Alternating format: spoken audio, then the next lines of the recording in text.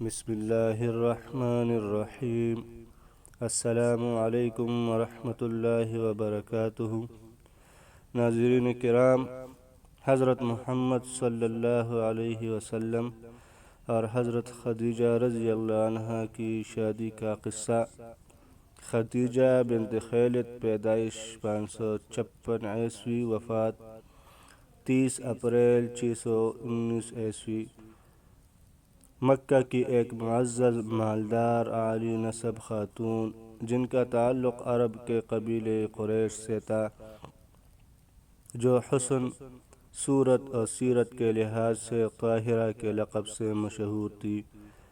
انہوں نے محمد صلی اللہ علیہ وسلم کو تجارتی کاروبار میں شریک کیا اور کئی مرتبہ اپنا سامان تجارت دے کر بیرون ملک بھیجا، اور آپ صلی اللہ علیہ وسلم کی تاجرانہ حکمت، دیانت، صداقت، محنت اور اعلیٰ اخلاق سے اتنی متاثر ہوئی کہ آپ نے حضور صلی اللہ علیہ وسلم کو شادی کا پیغام بھیجوایا، جس کو حضور صلی اللہ علیہ وسلم نے اپنے بڑوں کے مشورے سے قبول فرمایا۔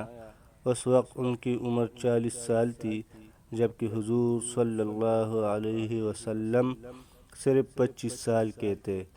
خدیجہ نے سب سے پہلے اسلام قبول کیا اور پہلی ام المؤمنین ہونے کی سعادت حاصل کی، اور 25 سال نبی اکرم صلی اللہ علیہ وسلم کی اکلوتی زوجہ اور انگسار شدید ترین مشکلات میں ساتھی تھی۔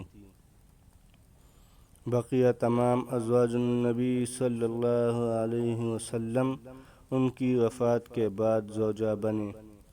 نبی صلی اللہ علیہ وسلم کی ساری اولاد خدیجہ رضی اللہ عنہ سے پیدا ہوئی، اور صرف ابراہیم، جو ماریہ قبطیہ سے تھے، جو اسکندریہ کے بادشاہ اور قبطیوں کے بڑے کی طرف سے نبی صلی اللہ علیہ وسلم کو بطور ہدیہ پیش کی گئی تھی۔